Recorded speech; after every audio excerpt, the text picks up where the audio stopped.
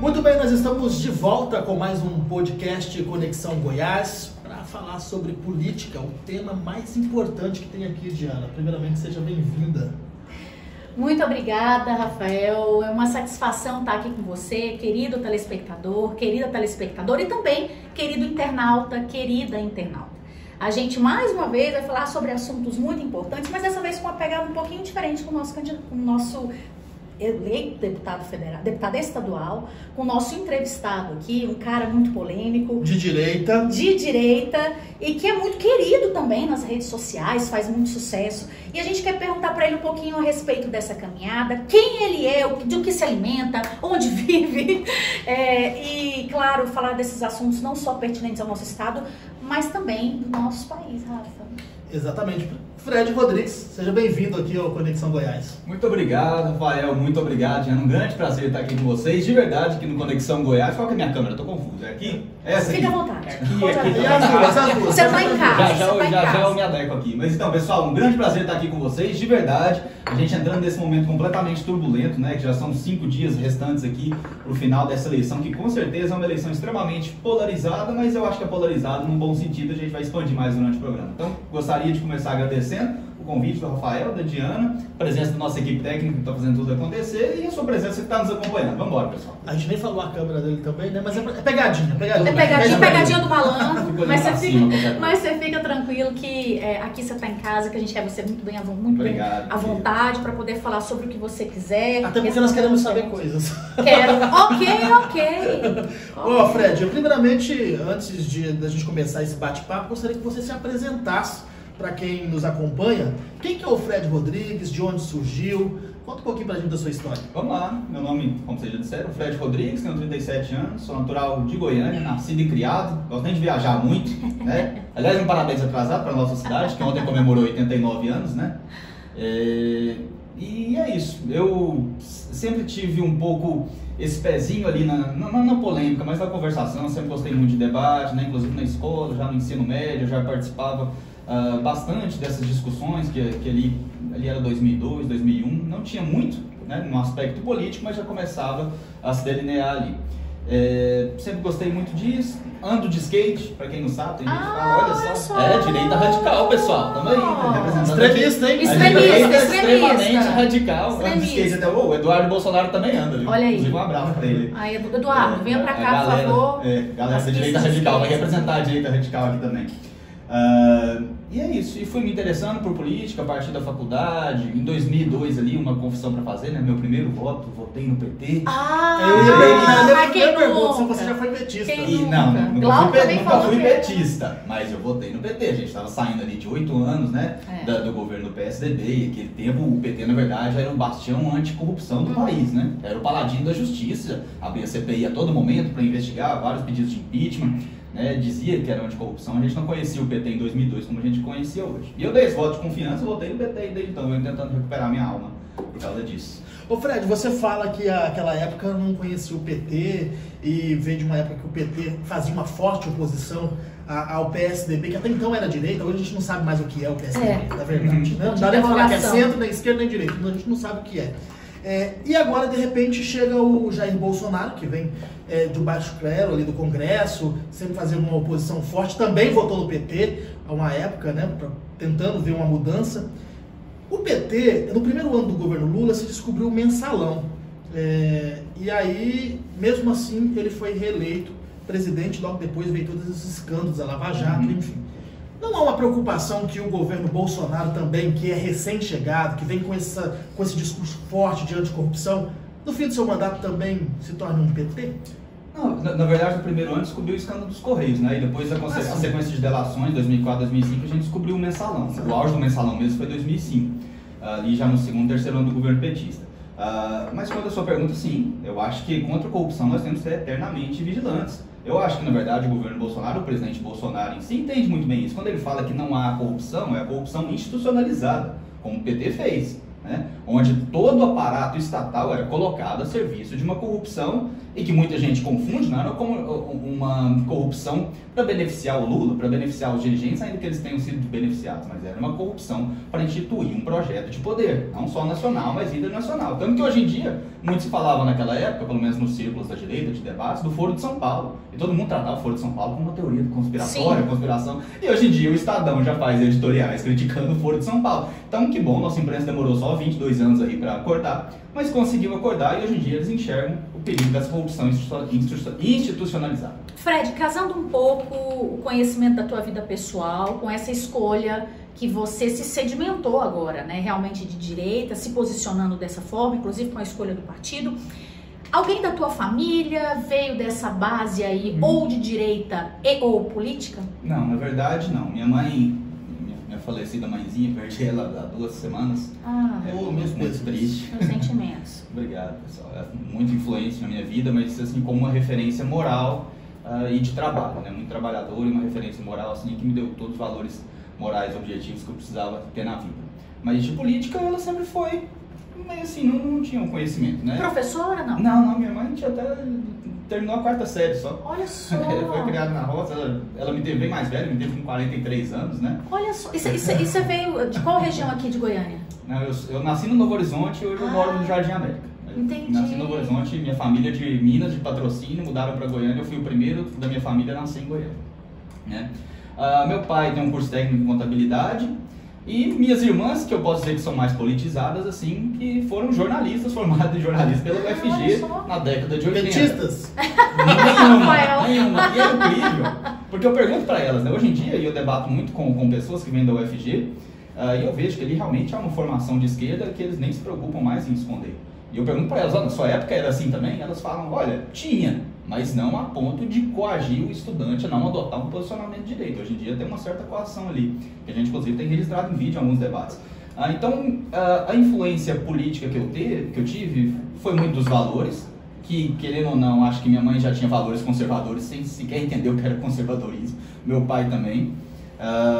Minhas irmãs sempre foram jornalistas, assim, muito, como se diz, seguindo os rigores da profissão, não se preocupavam muito em militância, não se preocupavam em ser profissionais, então acabei absorvendo isso, né? As duas escrevem muito bem, então eu sempre lia textos delas, me inspirava, elas são 20 e 18 anos mais velhas que eu, né? Então há uma diferença grande de idade. E então acho que a experiência que eu tive da política, né, a influência que eu tive da política veio daí. Mas na verdade eu acho que de política mesmo eu que influencia mais eles falando do Bolsonaro lá todo dia. Mas hoje em dia meu pai, na hora que você chega lá, ele já tá no tablet vendo um vídeo do Bolsonaro, então tá tudo tranquilo. Não tem discussão na hora do almoço. Nenhuma. Vai ter ceia esse ano. Assim, às vezes há alguma dúvida, eles me perguntam, né? Filho, saiu isso aqui, é verdade que o Bolsonaro, não sei, né? Aquelas fake news que o PT tá mandando. O Bolsonaro é canibal mesmo, filho? Não, pai, né? Não sei, eu editando o vídeo aí, mas tá tudo certo. Quando fala de fake news, há uma acusação dos dois lados, né? Há uma acusação tanto da esquerda contra a direita, afirmando que são fabricantes de fake news, até aquela bastante divulgada até na imprensa, o tal do gabinete do ódio, que disseminava fake news. E também do lado esquerdo, agora com o Janones um pouquinho mais, né? Um pouquinho só. Um pouquinho mais. Eu falo um pouquinho porque como a direita está no poder, é a que mais, o que mais se veicula em relação a fake news. A direita é uma fabricante de fake news? Por que esse rótulo? Eu acredito que, independente do seu espectro político, todo mundo tem potencial para fabricar fake news, né? Vai depender, assim, de como você foi criado, da forma que você entende que seja justo uma disputa política. Mas a fake news não é exclusividade da direita nem da esquerda.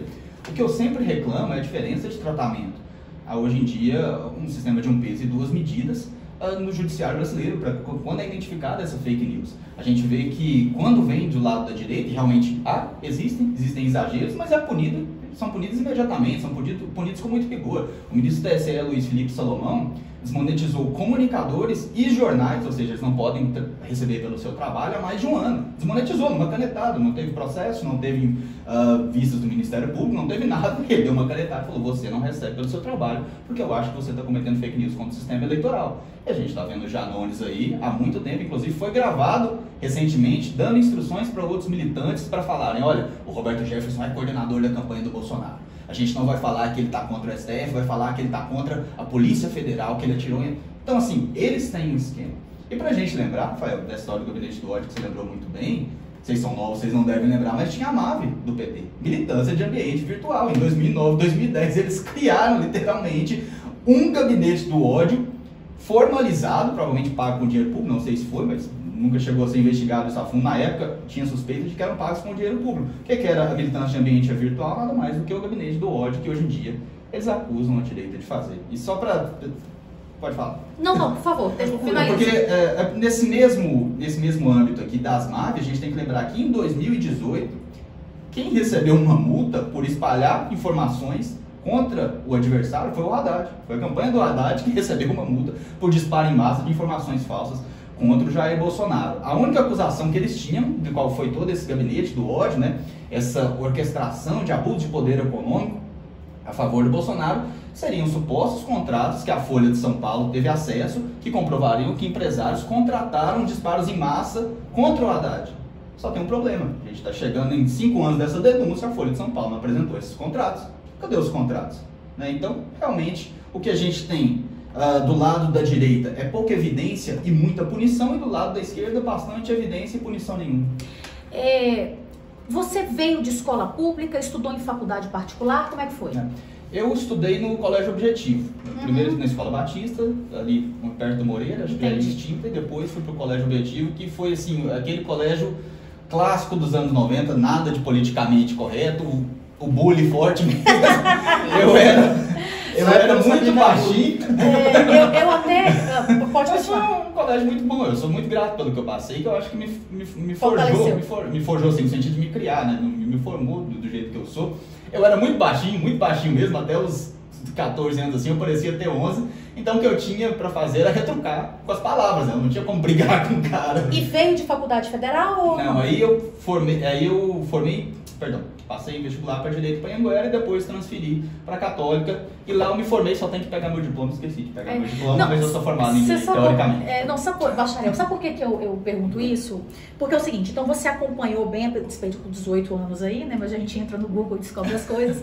Mas é o seguinte, no final de 98 e tal, uma efervescência interessante global, né? A gente chega em 2002 com uma opção que você falou muito interessante. Olha, eu queria sair daquele sistema. Nós votamos como você, várias pessoas votaram, né, dessa geração, votaram para esquecer um pouco o FHC, né, o que tinha acontecido e tal. Foi uma época um pouco mais de rigidez financeira e econômica, mas de uma certa forma um governo exitoso, com real, a ideia foi muito boa, o desenvolvimento depois, aí a gente entra nos pormenores. Mas eu não sei se você se recorda, houve também uma onda lulista. Houve também uma série de pessoas que apoiaram o governo Lula, conseguiram entrar nesse sistema por meio do governo Lula, e ali depois de 8 anos do governo Lula, mais 3 anos da Dilma, não, 4 anos da Dilma, depois mais 2 anos da Dilma, ali começaram a ser desfeitos. Então a gente percebe que, será que a história não está sendo cíclica? Você não acredita que essa questão de reeleição, ou pelo menos o que a gente entende de história, né, nada mais é do que são, às vezes, repetições, né, de padrão. Será que hoje não é exatamente esse enquadramento que aconteceu com Lula, que está acontecendo agora? Uma onda bolsonarista de pessoas se aproveitando disso para conseguir cargo político, para conseguir cargo eleitoral, cargo público, e ali depois de inserir-se no sistema, tudo muda, cobertor curto, 2 pesos, 2 medidas. Nós temos um exemplo recente que é da Tronic, né? Também. Que foi eleita como senadora do Bolsonaro e agora nessa eleição fez oposição, inclusive fazendo fortes ataques ao presidente. A pergunta foi excelente, eu tenho uma meia hora para responder. Não, fica à vontade. Segundo meu Fica ponto à de vontade. vista. Vamos voltar lá atrás. Você falou muito bem, né? 98, 94, o FHC se elege na onda do Plano Real. Primeiro turno, bateu o Lula no primeiro turno. 98 também bateu o Lula no primeiro turno. E aí, o que eles perceberam? O Lula, do jeito que tá, não passa. Não passa. Entra em cena Duda Mendonça. Cria-se Lulinha, paz e amor. Cria-se Lulinha, paz e amor. De repente, surge, se eu não me engano, em julho de 2002, a famosa Carta ao Povo Brasileiro, que é onde o Lula vira e fala o quê? Olha, sabe aquele Lula que votou contra o Plano Real, que expulsou os deputados que votaram a favor da Constituição, que votou contra a lei da responsabilidade econômica? Esquece aquele cara, ele não existe não. Hoje nós temos aqui o Lulinha que vai pegar todo o plano econômico do FHC e levar adiante, vai respeitar tudo que tem. Se fosse hoje, ele teria gravado um vídeo pedindo desculpas. Vocês estão vendo como é? Então, assim, o PT, ele tem... E naquela época pegava a gente. Às vezes vocês não entenderam o que eu falei, gente. Sim. Eu tô gravando um vídeo que vai pedir desculpa. Desculpa o meu jeito de falar. Então, Eu sou meio assim. Então vocês estão entendendo? Porque mas isso era mais que o jeito de falar, isso era o PT de forma intrínseca, dentro do Lula. Eles nunca abandonaram a revolução, e talvez até a revolução mais idiótica, que é a do proletariado contra a burguesia. Acho que eles nem estão ainda muito nessa revolução progressista que está hoje em dia. Mas eles têm isso no coração dele, mas não falaram, Lula, você não entra assim, você já perdeu 2 eleições no primeiro turno, você está indo para a quarta, né? Já tinha perdido pro Collor também. Você está indo para a quarta e você vai perder de novo. Fizeram essa repaginada dele, conseguiu. Naquela época, na Carta ao Povo Brasileiro, ele mentiu tanto assim, né, que ficou escancarado, né? O mercado não comprou, o dólar naquela época chegou a bater o índice mais alto, comparativamente, proporcionalmente a hoje. Se fosse hoje, o dólar estaria equivalente a R$12, se fosse comparado ao que foi naquela época, corrigido pela inflação, R$12, R$13. Então, realmente, todo mundo se assustou bastante. E foi também o que deu início ao PSOL, né? Luiz Helena, Babá, todo mundo saiu porque achou que o PT não era radical o suficiente. Ok. E aí a gente viu os primeiros anos de governo, aquela história do Fome Zero, né? Tentando mostrar que seria um governo voltado para o social. Mas a verdade é que reforma estrutural ele não fez nenhuma. Reforma política ele não fez nenhuma, e reforma econômica ele não fez nenhuma. Ele pegou o projeto do FHC e passou. Durante esse tempo, durante um certo tempo, com exceção de 2008, que a gente teve a crise internacional, o Brasil realmente cresceu bem. Mas não cresceu bem por causa do Lula, eu acho que cresceu bem apesar do Lula, porque não fez reforma nenhuma. Então muita gente, quando eu estou em debate, o cara me pergunta, que o que? O Lula, durante o governo Lula, nós tivemos um dos maiores crescimentos econômicos, um crescimento mais estável, o que ele fez para isso? E o cara não sabe, ele não sabe, porque realmente o Lula não fez nada. Cresceu apesar do Lula. Prova disso é que os BRICS, né, o grupo que o Brasil estava inserido, Brasil, Rússia, Índia, China e África do Sul, o Brasil era o que crescia menor proporcionalmente no PIB. Né? Então, beleza, tirando isso, para a gente ver que realmente o que aconteceu de bom ali no governo petista não foi mérito do PT, até porque tudo que propiciou que o Brasil estivesse confortavelmente, socialmente, juridicamente e economicamente, que foram a Constituição de 88, a Lei de Responsabilidade Fiscal e o Plano Real, o PT votou contra. Então, tudo que propiciou que o PT tivesse um bom governo, ele votou contra. Ok, então a gente chega a essa conclusão inescapável de que o sucesso dos governos petistas no primeiro e metade do segundo mandato do Lula realmente foram coisas alheias à vontade dele.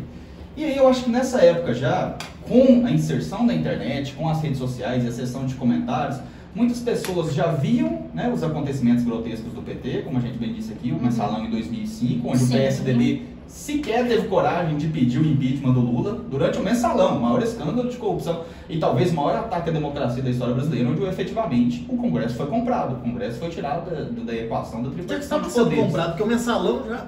Sim, né? Sim, o mensalão foi para anular o Congresso. Exatamente. Né? Segundo o Marcos Valério, mas até dinheiro público. O mensalão do Bolsonaro hoje não é o orçamento secreto? Eu não acredito que isso seja um mensalão. Isso é um orçamento secreto que tem sua receita prevista. Inclusive o Bolsonaro votou contra. Então, o que a gente tem que fazer é o seguinte, o dinheiro está sendo distribuído? Tá. O que está acontecendo quando ele chega na ponta da linha? Porque até agora, o escândalo de corrupção que teve, falaram, né, o orçamento secreto, mas ele é distribuído da mesma forma para todo mundo. Há deputados petistas que pegaram o orçamento secreto, né? Colocando entre aspas aqui, não sei quem vai ver no rádio. Mas o escândalo de corrupção que teve, que eles alardearam agora, 65 milhões de corrupção do orçamento secreto. Peraí, mas foi para os governantes aliados ao PT lá no Nordeste. Né? Então, tem que verificar como ele está sendo gasto, não a forma como ele está sendo distribuído. Essa questão dele ser secreto dificulta bastante a fiscalização. Não dificulta, tanto que acharam. E falaram, olha, de onde veio esse orçamento? De onde veio esse dinheiro? Veio do orçamento secreto. Então puna essas pessoas. Agora o dinheiro não pode ficar represado. O governo não tem essa opção. E o executivo votou contra.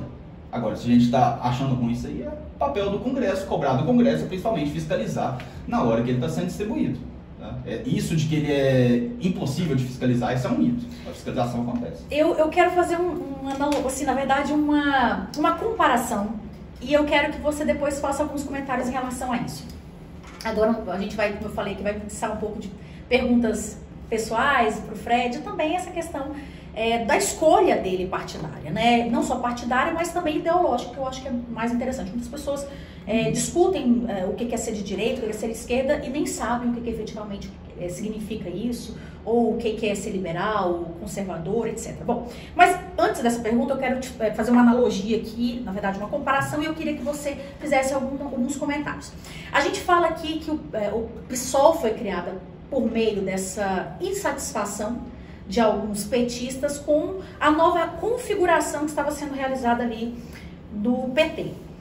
Aí a gente faz uma analogia de um presidente que se elege por um partido, o PSL, que daí tenta criar um novo partido, não consegue, vai para o PL, que também é bem complicado. A gente sabe muito que o presidente é controverso desse partido, inclusive foi preso, enfim, e é muito complicado. E aí a gente fala o seguinte, numa mudança de figura, Lulinha, paz e amor, olha, você não pode ser assim, e a gente fala do Bolsonaro. Eu venho aqui pedir desculpa pra vocês, e olha, eu preciso do Centrão pra governar, tá vendo, presidente? Assim você não vai conseguir fazer nada. Até então era grita, ladrão, sobra um do Centrão, né? Exatamente, e agora a gente sabe que ele teve que fazer concessões pra governar. Nós não estamos aqui diante de duas figuras populistas que impreterivelmente carregam multidões por conta desse amor passional do brasileiro, porque se a gente for comparar, um é um espelho do outro lado do outro. Olha, eu não acredito que um seja o espelho, não, ainda que eu acredito que os dois sejam populistas, mas eu acho que o Bolsonaro é populista no bom sentido da palavra, onde os valores da população estão alinhados com ele. Eu acho que o Lula se aproveita da população para tentar fazer com que seus valores sejam aceitos. Partidos, vamos começar, que foi uma pergunta muito boa que você trouxe, né? Por que o Bolsonaro muda de partido? Na verdade, nós não temos partido de direita no Brasil. Nenhum, efetivamente, no seu estatuto, desde sua criação, tentou-se criar uma aliança, não conseguiu. Não sou muito familiarizado com o processo interno, o que aconteceu, mas ouvi falar que teve uma certa resistência, inclusive de órgãos superiores. Não sei se isso é verdade, não posso confirmar. Mas tentou-se criar o Aliança pelo Brasil, mas efetivamente nós temos partidos de esquerda, de centro-esquerda e de extrema-esquerda. Esquerda nós nunca tivemos. Isso é um reflexo cultural do Brasil, porque nós também raramente tivemos literatura de direito inserida nas faculdades, nas universidades. Nós não temos uma rádio de direito, ao contrário dos Estados Unidos, que nós temos várias, né? Mas será que isso não foi uma consequência do pós-período militar? Porque, veja bem, se a gente for falar aqui também de comparações, toda a nossa Constituição ela foi formatada saindo de um período militar, onde tudo era muito duro, né, muito complicado, e aí a gente vê uma ganância, uma gana do povo em lutar contra esse autoritarismo, né? Sim. Então, lógico que a gente está falando de extremos aqui. Mas será que é por conta dessa questão nacional? Porque texto sem contexto é pretexto, né? Então, quando a gente analisa a questão histórica, não era um momento que não cabia ali criar um partido de direita, como também foi caminhando, porque não tinha interesse da população para isso? Não, acho que interesse sempre teve, porque o que acontece? Se você for analisar direito e conservadorismo, você vai sempre chegar num estado menor do que um estado de esquerda, né? Sim. E o regime militar, ele Sim. invariavelmente teve um estado grande. Então, por isso tem muita dificuldade de colocar o regime militar essencialmente, na sua essência, como um governo de direita, porque a essência da direita não é um estado grande. Mas uma coisa eu acho que você falou muito certa, que foi uma consequência de uma ação pós-regime. Na verdade, acho que durante o regime, os militares se preocuparam muito com a luta armada e foram muito bem nisso. Foram muito bem em combater a luta armada, porque se você for ver declarações hoje do Eduardo Jorge, que fazia parte do PV, do Fernando Gabeira, que estava na luta armada, eles falavam, olha, a gente estava ali combatendo os militares, mas não era para implantar a democracia, era para implantar a nossa ditadura do proletariado. Era isso que eles estavam fazendo. Então os militares, sabendo disso, fizeram muito bem em combater essa ditadura do proletariado que a esquerda estava tentando implementar. No entanto, eles esqueceram de uma parte muito crucial, que eram as universidades, que ao mesmo tempo estavam começando a receber as informações dos anos 60, dos anos 70, e ali estava começando a fazer essa construção, né? Você toma as universidades, consequentemente você vai formar profissionais que vão para as mídias, e depois esse caminho está aberto. Então, a sociedade brasileira, sociedade não, mas o meio cultural, o meio acadêmico e o meio midiático, ele foi sim tomado pela esquerda, ao passo que o Brasil foi liberto das amarras de um comunismo, digamos assim, bélico, um comunismo militar, mas o comunismo cultural foi implementado no Brasil com muito sucesso, ao ponto de hoje, como eu te falei, não tem opção. Você vai numa rádio, isso que vocês estão fazendo aqui é muito raro, abrir espaço para dois lados. Você vai numa rádio, a maioria dos comentários são de esquerda. Você vai numa universidade, eu fui num debate com o coordenador do DCE da UFG, e ele falou ao vivo que ele acha que a direita não tem que ter espaço na Universidade Federal de Goiás, coordenador do DCE. Então eles são muito tranquilos em assumir isso. Por quê? Porque eles desumanizaram a direita como resquícios da ditadura. Então sempre que você chega com um pensamento mais à direita, você está automaticamente associado, né? O conservadorismo, o próprio conservadorismo, ser conservador até uns anos atrás era um xingamento. Esse cara, o cara ele estava no debate para ele xingar, você é muito conservador. Eu sou, cara. Mas se você for analisar, o único lugar na sociedade onde a palavra conservador é utilizada como um xingamento é no debate político. Qualquer outro lugar, você vai falar, fui comprar um carro ali, ele está muito conservado. Fui olhar uma casa, está muito conservado. Tudo é ótimo quando é conservado. Entendeu? Por quê? Porque predispõe que você está olhando coisas boas que estão sendo mantidas ali, né? Então isso é essencialmente o que é ser conservador.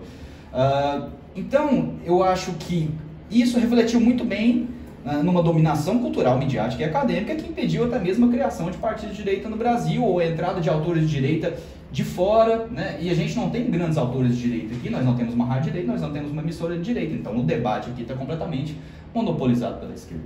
Ô Fred, fazer uma pergunta em relação ao seu mandato. Você é de direita, bolsonarista, convicto. Como que vai ser sua atuação na Assembleia Legislativa? Olha, até o momento, você pergunta a atuação em relação ao governo? Em relação ao governo, não, porque o governo é de direita, né? Mas eu digo em relação às minorias, né? Você tem uma visão mais conservadora, mas como que você vai atuar em relação às minorias? Eu sou muito contra, e eu sempre deixo isso muito claro, a legislações específicas para um segmento identitário. Eu acho que se você quer aumentar uma punição, você tem que aumentar ela de forma geral.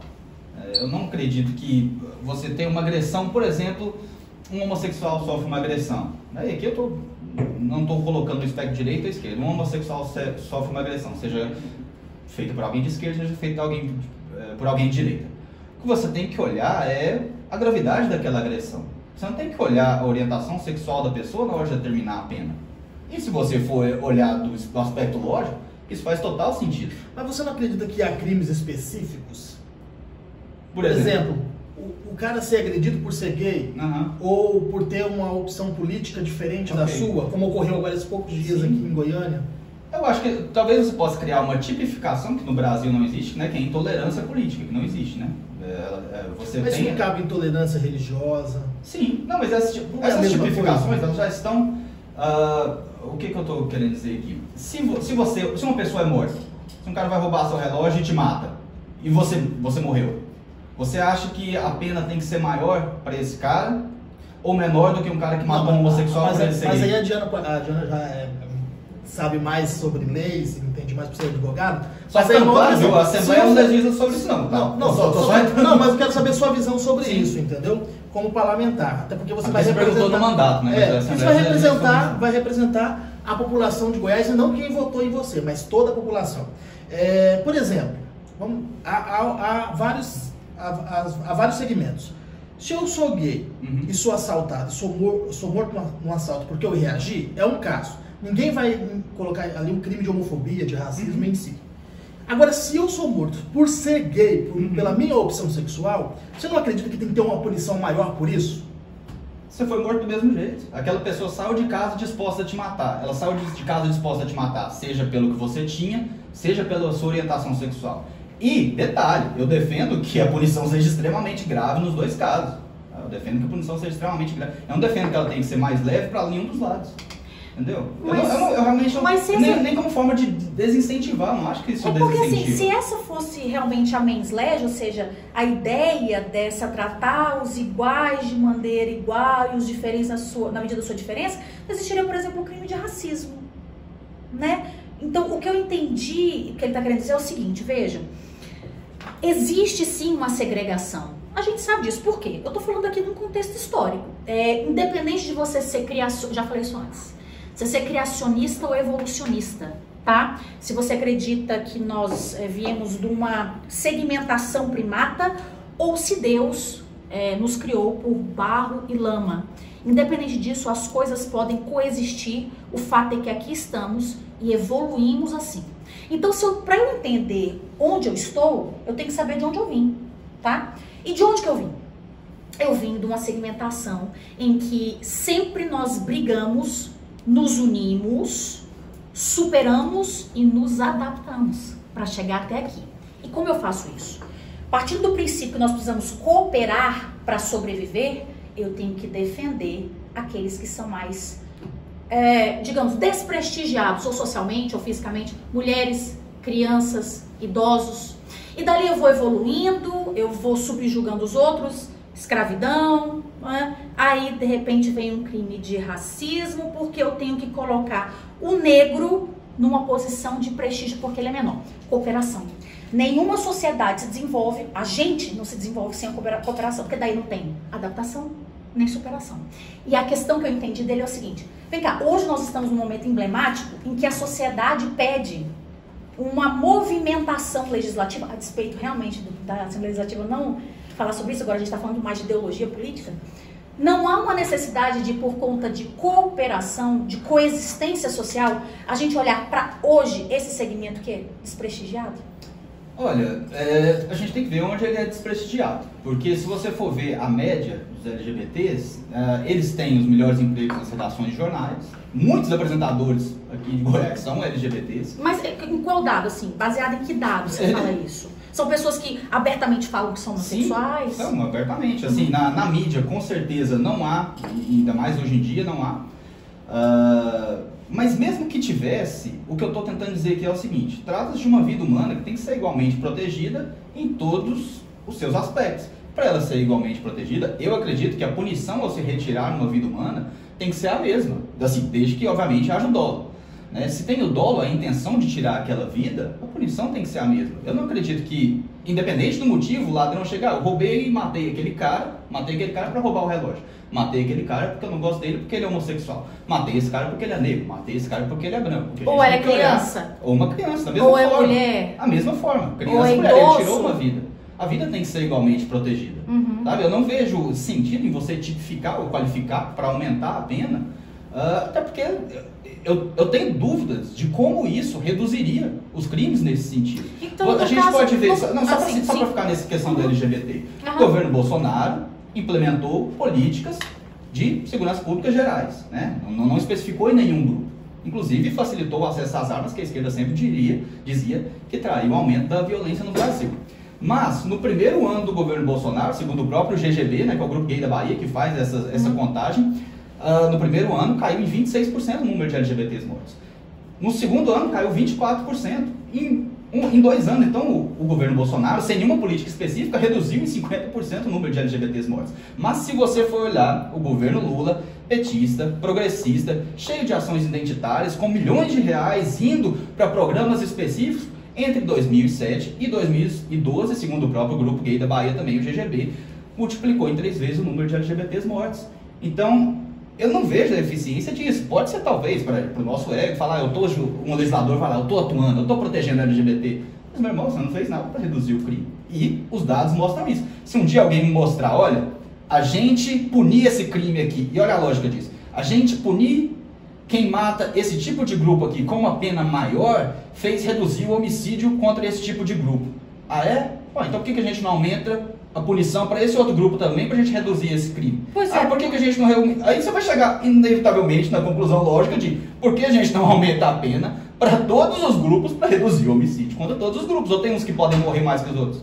É que tá. O crime de pedofilia diminuiu no governo Bolsonaro? Não tem esse dado, sinceramente, não tem esse dado. Entendi, porque se fosse assim, pedofilia também não tinha que ser mais crime. Não, se a gente mas tem que ser crime, eu não defendo que não seja. Bom, mas por quê? Porque se a criança tem que ser tratada igual um negro, tratada igual um homossexual...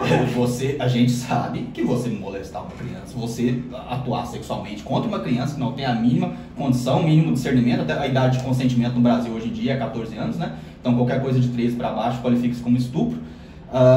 Mas aquela criança não tem a condição. E o idoso tem condição acima de 70 anos? Por exemplo, se defender, entender o que está sendo feito. Por que a legislação vira e fala assim... Mas a gente está falando de pena. Então, a pena que eu acho que tem que ser a mesma. É porque essas aqui são aumentadas. Eu acho isso um erro. Porque qual foi a intenção de aumentar essa pena? Para pedofilia? Para qualquer tipo de crime. Para pedofilia, inclusive? Não. Para qualquer tipo de crime. Se você, por exemplo, roubar alguém, a pena não tem que ser a mesma para alguém que mata alguém. Não, sim. No caso do estupro. Da pedofilia. É diferenciada a pena para quem comete esse tipo de crime. Olha, eu acho que na verdade a gente tinha que aumentar a pena também para quem comete estupro contra adultos, contra mulheres. Eu não acho que tem que diminuir. A minha intenção é sempre pôr a pena mais agressiva possível. Tanto para criança quanto para homem e mulher que são estuprados. Sim, porque qual a pena para o estupro presumido hoje em dia? Qual a pena? Eu realmente não sei de qual. Mas vamos supor que seja 10 anos. E o estupro contra uma mulher seja uma mulher de 22 anos. O que impede a gente de colocar a pena, que já é da pedofilia, de 10 anos para a mulher de 10 anos, subir de 8 para 10? É isso. Não, no caso, a pena base é a mesma. O que acontece é que a gente está falando de uma majoração. Porque, por exemplo, crianças, idosos, né? Por exemplo, um idoso de 80 anos hoje tem uma certa dificuldade de estar num asilo, uma casa um abrigo, uma casa de repouso.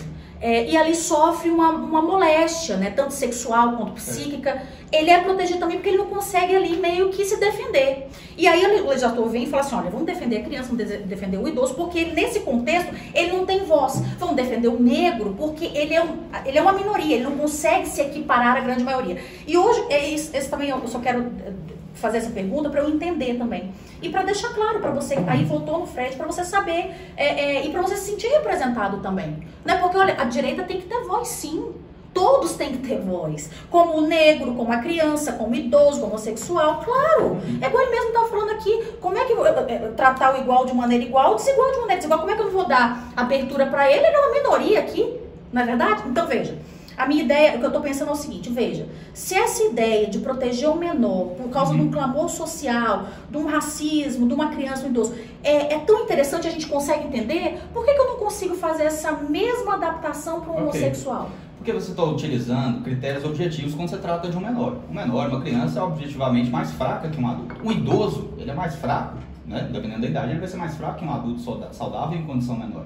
Então, nessa situação de agressão... Não, um negro não é mais fraco que um adulto branco. Assim como um homossexual também não é mais fraco que um adulto. Então, eu entendi a ideia do legislador nessa forma de proteção. Você está agredindo uma pessoa que não tem condição igual de se defender.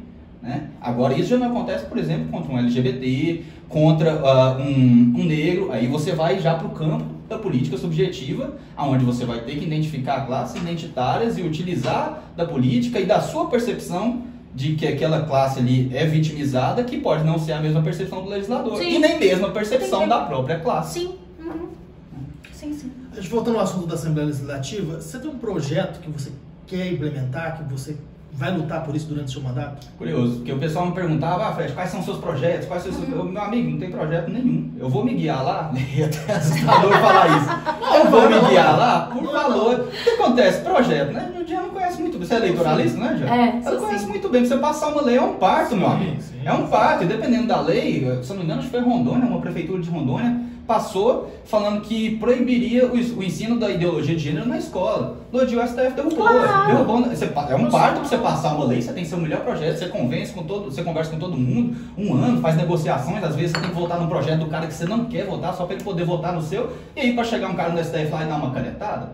Então o que eu falo? Olha, lá eu vou ter meus valores, meus princípios. Um exemplo que eu utilizei muito que o pessoal venha conversar. Durante esses últimos 2, 3 anos de pandemia, o estado de Goiás e a Assembleia foi o primeiro estado do Brasil a passar uma lei impedindo a vacinação obrigatória. Né? Só que, e com sanção do governador Ronaldo Caiado.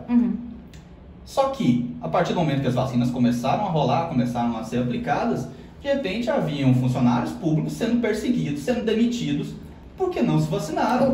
Pedindo cartão de vacinação. Sim, você não pode. Às vezes você não tinha acesso a serviços essenciais do Estado. Muita gente falou, Fred, eu não consigo ir na prefeitura tirar uma guia, eu não posso no Detran renovar minha carteira. É uma forma de obrigar, né? E os deputados dormindo, tranquilos, um ou outro se manifestando. Mas assim, essencialmente, pelo que eu vi, todos tranquilos. Até porque, pelo que eu entendi, eles continuaram recebendo e estavam nas suas sessões remotas, não precisavam nem sair de casa, das suas bases eleitorais. Então realmente não tinha um motivo objetivo ali que os levava a se manifestar, a se movimentar. Isso me deixou extremamente indignado. Mas se algum deles ali tivesse um valor claro, inscrito dentro de si, que é o valor, olha, essa liberdade natural que Deus te deu, ou quem quiser utilizar a natureza, que a natureza te deu, que é a sua liberdade de existir, de não ser agredido, ela não pode ser retirada por homens, né? E principalmente quando tinha uma base científica tão fraca. Recentemente, o diretor da Pfizer deu uma entrevista dizendo que as vacinas nunca foram testadas para evitar a transmissão, né? Eles eram testadas para evitar o contágio, você não se contaminava. Realmente, ninguém discute isso. Diminui a contaminação, mas a transmissão não. Então, uma pessoa vacinada ou uma não vacinada está transmitindo do mesmo jeito. E, felizmente, né, parece que o mundo acordou. Um Tribunal Federal de Nova York já deu uma resolução contra o governo de Nova York, obrigando a recontratação de todos os funcionários que foram demitidos e os pagamentos retroativos. Eu acho que esse aqui, muito em breve, vai chegar no Brasil. E aí a gente vai ver muito ditador ou ditador de ocasião que vai ter que responder por isso. Bom, Fred, eu não sei se você está por dentro de uma notícia que saiu hoje em relação àquele aplicativo Pardal do TSE. De que eleitores não estão conseguindo fazer denúncias contra o PT. Você ficou sabendo disso? Cara, realmente não fiquei, desculpa. Mas já mesmo me mandam muito isso. Pediram para você fazer um comentário sobre esse assunto, mas como você não está por dentro, eu vou... Olha, eu posso fazer o comentário seguinte: qualquer coisa que a gente comente aqui contra o TSE nos coloca em risco. Infelizmente, eu não estou autorizado a desconfiar do sistema eleitoral, eu não estou autorizado a desconfiar das urnas, eu tenho que achar tudo perfeito. Então o que eu posso dizer para vocês é que provavelmente esse Pardal também é extremamente perfeito, não tem problema nenhum, confiem nele 100%, viu, pessoal? Porque a gente precisa ficar com a live no ar e eu também não quero que nenhum ministro do TSE confisque meus pagamentos, tá? Então esse aplicativo é perfeito, o errado são vocês, tá bom? Você foi eleito, já que você está falando de desconfiança e a direita questionou tanto a questão das urnas eletrônicas, você foi eleito pelas urnas eletrônicas. Qual é a sua avaliação em relação às urnas? Muita gente usou essa comparação, inclusive, com o Bolsonaro, né? O Bolsonaro ficou 28 anos no poder e agora está reclamando das urnas. Tá, deputados federais são 513. O presidente é só um. Não que eles vão fazer isso, porque eles são muito honestos e eu não desconfio de nada, né? Mas, se eu tivesse interesse em mudar alguma coisa, eu nem mudar um deputado federal, os votos de um deputado federal, que não faz diferença nenhuma. Eu mudaria aquele voto que faz diferença, que só tem um cargo no Brasil. E é o seguinte, Fred, não sei se você concorda comigo. Por que a gente não pode questionar? É só isso. Eu acredito que a informação, ela traz o conhecimento e conhecimento é poder. Então, a partir do momento em que eu consigo entender a informação, ter a informação, eu tenho conhecimento. Então, eu sou super favorável sempre à discussão, sou sempre favorável ao questionamento, porque é aqui, nessa mesa aqui, ó, perguntando que você consegue conhecer um pouco o Fred, entender como é que a gente... É o retrato da sociedade, né, o que a gente coloca ali. E aí, só puxando um pouquinho pro lado pessoal, agora trazendo um pouco mais para leveza ou não, depende do que você vai responder. Fred, por que, de uma certa forma, o Bolsonaro, ele é para você, aí eu vou trazer pro pessoal, você se sentiu representado porque você se viu ali com um salvador da direita e você viu com aquele cara, e é um encontro dessa ideologia que você procura e entende, ou você foi convalidando esse conhecimento de direita, até que você falou assim, olha, se não tem tu, vai tu mesmo. Não, certo. Apesar do nome Messias, né, que na verdade é o sobrenome dele, ele mesmo fala, olha, e ele falava em 2014, 2016, 2018, falava, olha, eu não sou a melhor opção, mas eu sou o que estou me dispondo a colocar. Mas você sempre foi de direita, você sempre gostou de ler esses... Sim, eu sempre fui meio do código, assim, porque eu fui pro skate, porque eu era um pouco, não, eu fui andar de skate, porque eu não gostava muito dos outros esportes tradicionais. Só que dentro do skate, que é um meio muito progressista de esquerda, eu também era a ovelha negra lá dentro. Hoje em dia não, hoje em dia tem muito amigo meu de direita. Causou discórdia. Então você estava sempre, né, causando. Mas enfim. Então acho que esse é um posicionamento natural que eu tinha, isso eu acho que vai de cada pessoa, é difícil eu traçar onde isso começou em mim.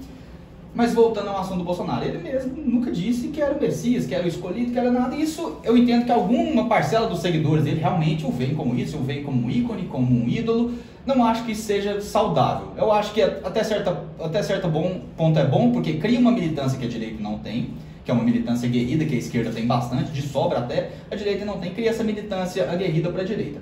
E respeitar certos limites, obviamente, para não ocorrer, né, o endeusamento da figura, que ele mesmo muito bem recusa, eu acho que é saudável. Mas por que eu acreditei no Bolsonaro e onde eu vi o ponto de inflexão assim, de mudança?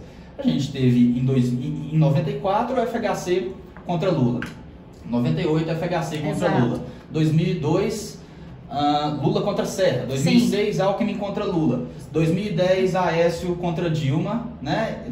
Serra contra Dilma, e 2014 Dilma contra Aécio. E no meio disso nós tínhamos também, sempre ali em terceiro lugar, revezando Marina Silva e Ciro Gomes. Exato. Todo esse pessoal hoje está contra o Bolsonaro. Todos esses que se colocavam como oposição, como pessoas que fariam diferente, queriam tirar o PT ou o PSDB, agora eles estão contra o Bolsonaro. Então a percepção que eu tive foi o seguinte: esse cara, esse Bolsonaro, obrigou todo mundo no Brasil a se posicionar verdadeiramente onde eles estão no espectro político. Então acabou aquela história de PT, esquerdinha, paz e amor. Não, o PT está beirando a extrema esquerda. Tanto que eles andam com o pessoal que é absolutamente extrema esquerda e andam com o PSTU e com o PCO e com o PCdoB, que são extrema esquerda, né? DEM e o... Perdão, qual foi? O PSDB. Né? O DEM hoje em dia. União Brasil.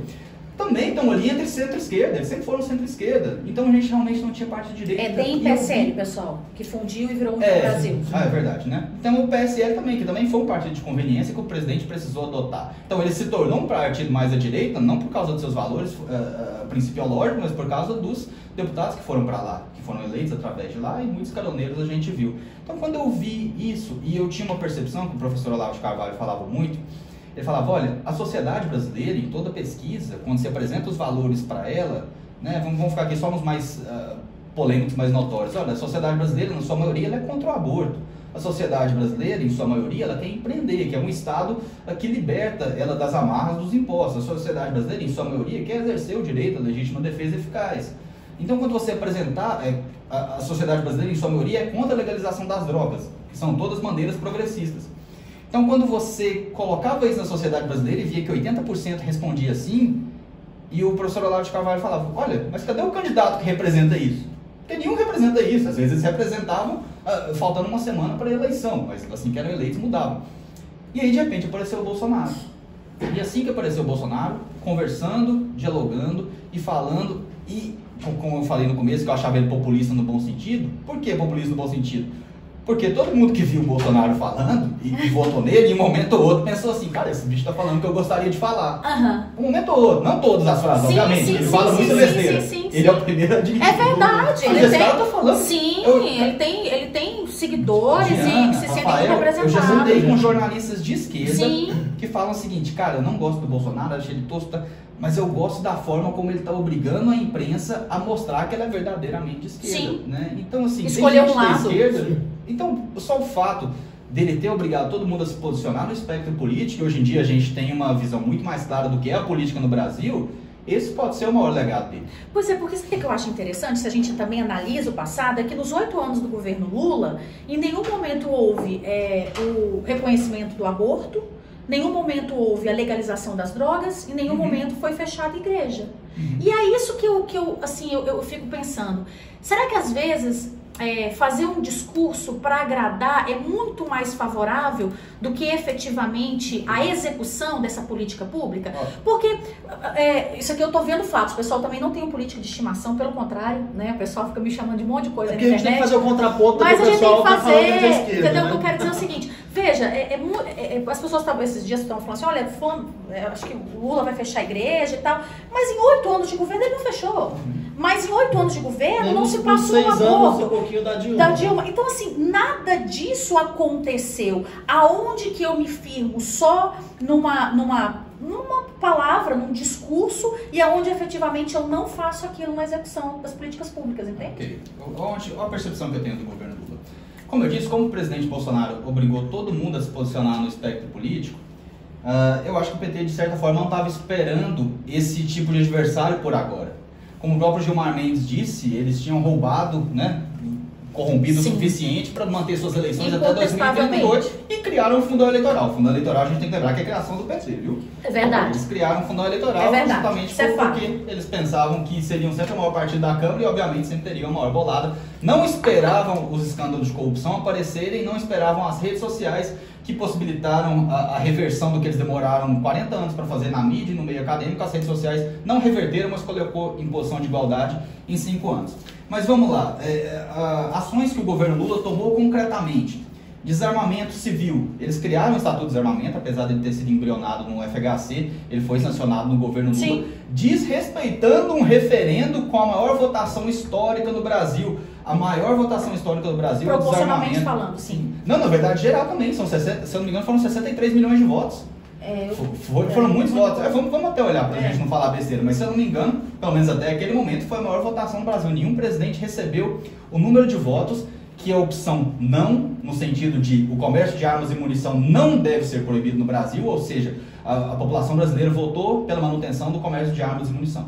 O governo Lula ignorou isso, colocou uma condição subjetiva, que é a comprovação da efetiva necessidade, que ficava a cargo de um agente federal que negava isso a bel prazer, inclusive a relato que eles recebiam pressão do governo federal para emitir o menor número possível. Segundo, envio de dinheiro da corrupção para outros países. Países que sim, lá, fecham igrejas, perseguem cristãos, tem, né, aquelas leis frouxas em relação ao aborto. Então, de certa forma, ele estava sim mantendo isso. E por último, também, a violência. Durante os governos petistas, né, eu conto o governo petista porque 2016 eu também conto, porque ainda é um reflexo, em questão de segurança pública demora um pouco para fazer efeito. Durante os governos petistas, o Brasil bateu o recorde de homicídios por ano, 60 mil homicídios por ano. Falaram que era impossível reduzir isso aí. O presidente Bolsonaro reduziu, se eu não me engano, em 20% no primeiro ano e teve uma redução seguinte. Com a pandemia, todo mundo em casa? Não, 2019 não tinha pandemia. Foi 2019, o primeiro ano. Não foi, tinha o primeiro pandemia. ano caiu. Primeiro ano, 20%, né? 12 mil vidas salvas pela proporção. E aí em 2020? 2020, se eu não me engano, aumentou 5% e no segundo ano caiu novamente 11%, ao ponto que hoje nós temos em torno de 42 mil, que é o menor índice histórico de homicídios no Brasil. Então, se você for olhar... É reflexo da pandemia aí, pessoal. O pessoal saiu de casa... Não é só o primeiro. Talvez seja um conjunto, mas a maior redução se deu... Sim, texto sem contexto, Posso falar, porque se o Lula teve sorte na gestão de não pegar nenhuma pandemia, uma guerra, o Bolsonaro teve sorte para que a pandemia diminuiu o número de homicídios. Mas não dá, porque 2019 caiu, que foi também onde... Olha que engraçado, curioso, a gente estava falando de minorias, o número de LGBTs mortos reduziu em 26%, o número de homicídios gerais reduziu em 20%. Então, efetivamente, para os LGBTs, o governo Bolsonaro foi melhor até do que para a população em geral. Mas só para colocar isso aqui em contexto. Esse aí vai ser gancho, hein? Vai ser violência, desarmamento, envio de dinheiro para ditaduras que perseguem não só seus cidadãos, mas como os cristãos e fecham igrejas. Então, a minha impressão que eu tenho é a seguinte: o governo petista estava num primeiro momento se preparando para um projeto de poder, não um projeto de governo. A diferença é projeto de poder. Projeto de governo é o que eu faço aqui em 4 anos para melhorar meu país. Projeto de poder, o que eu faço em 4 anos para nunca mais sair daqui. O PT tinha claramente um projeto de poder. Estava se preparando ali, então ele não tinha necessariamente uma urgência de implementar essas coisas que você falou. O fechamento de igrejas. O aborto. Né? Ele não tinha, mas agora chegou o Bolsonaro. Agora todo mundo sabe qual que é a posição deles, não tem como ele mentir. Porque o Lula falou num dia, ao vivo, que ninguém deve ter vergonha de fazer aborto, e no outro dia ele pede para o TSE impedir que o Bolsonaro diga que ele é a favor do aborto. Isso é um absurdo completo. E a mesma coisa, o Bolsonaro perguntou para ele no debate: e seu amigo, Daniel Ortega? É seu amigo ou não é? Aí, Mas peraí, você é amigo de um cara que está lá perseguindo a população e fechando igrejas? O que você quer que a gente pense de você? Que você vai ter uma atuação conivente com as igrejas aqui? É porque assim, é muito diferente, né? A gente tem que contextualizar. Nós estamos falando aqui de um país que é o Brasil, com a 5ª maior população do mundo, né? A maior país da América Latina, o único que fala português. A gente também está vendo aqui uma outra dinâmica ali na Nicarágua. Claro que a gente tem que ir para cada um uma medida, cada um no seu quadrado. É claro que para a gente falar aqui de Política cobertor curto. Você tem que saber conversar. Tanto é que o Bolsonaro teve que abrir aí para conversar com o Centrão, senão ele não conseguia fazer absolutamente nada. E tá certo, tem que conversar. Então todos têm que conversar. Claro, ele foi lá conversar com o Putin porque nós estávamos precisando aqui dos minerais e importamos fósforo e potássio, se eu não me engano. Você me corrige aqui se foi fósforo e potássio, né? Que somos os importadores. Fertilizantes, então, né? Fertilizantes em geral. Então veja, o nome nome disso é política. Política é a arte do cobertor curto. Você tem que falar. Uma coisa é eu ir conversar com alguém, entender qual que é a dinâmica, e outra é dizer que eu sou amiga, eu vou fazer a mesma coisa, né? Acho que a gente tem que guardar as devidas proporções. Mas uma coisa que eu quero perguntar para você é o seguinte, Fred. Obrigado. Família, Deus, liberdade... O que? Armas? O que tem? Eu acho que... Não, só pra falar, você é casado? Sou noivo. Tá. Tem filhos? Tenho. Tá. 2 meses. Não, gente. Não, isso não é um pequeno pacotinho, gente. Ele foi feito ali só pra ser amado e cheirado, aquele cheirinho de bebê maravilhoso. Não é? Mas eu digo assim, veja, não é nesse momento em que a gente fala sobre isso, família, liberdade, Deus acima de tudo, que dia que o Brasil, depois da democratização, não teve família, liberdade, Deus? Quando? Olha, como eu disse, ali é um projeto de poder. A gente viu as associações que o governo anterior estava fazendo, e é inegável. Associação com ditaduras, associação fazendo perdão de ditaduras africanas, aonde os cristãos são verdadeiramente perseguidos. Então, se você for colocar realmente uma perseguição objetiva aqui, não acontecia nesses moldes, a não ser, obviamente, se você for olhar para dentro do meio acadêmico. Aonde lá é mal visto você ser cristão, é mal visto você ser conservador, é mal visto você ser evangélico, você vai ver que ali realmente você não se cria ali com seus valores. Então o que me preocupa é justamente isso, Jana. Não é o que eles fizeram, mas é o que eles estão dispostos a fazer e o caminho para onde eles vão. Não faz sentido, por exemplo, se você for olhar o Leonardo Boff, que é um dos petistas mais antigos e muitas vezes tido como um dos mentores do Lula. Ele falou abertamente, pessoal, falando para militância, né? Falando um vídeo para militância. Pessoal, não se preocupem que esse discurso do Lula aí, retrocedendo em algumas pautas, onde ele atacou até os trans, né? Falou que o cara acha que é mulher, o cara é homem e acha que é mulher, isso está errado. Então ele falou, isso está gravado. Não se preocupem que esse discurso do Lula aqui é pra gente ganhar a eleição. Eu já conversei com ele, todas as revoluções das minorias estão prontas e serão implementadas. O Leonardo Boff fala isso. Então, quando você vê um cara que abertamente fala a favor do aborto, depois pede para retirar isso, abertamente fala que vai regular as mídias e as redes sociais, né? E depois impede o Bolsonaro de falar isso. Abertamente, não tem na sentença do sítio de Atibaia e do triplex a palavra inocente no despacho do Fachin. E ele fala para todo mundo que ele foi inocentado. Ele não foi inocentado, houve uma tecnicalidade jurídica que revogou, anulou o processo tinha que começar de novo, como ele já passou da idade, o processo está prescrito. Ele foi inocentado porque houve ali uma prescrição, mas ele não é inocente. Sim, então todo mundo que fala, o Lula foi inocentado. Beleza, vai lá no despacho do Fachin e acha a palavra inocente para mim, e eu volto no PT amanhã. Muito obrigada, querido telespectador, querida telespectadora. Muito obrigada, querido internauta, querida internauta. Não se esqueçam, informação é conhecimento e conhecimento é poder. A gente vai se ver. Até o próximo encontro.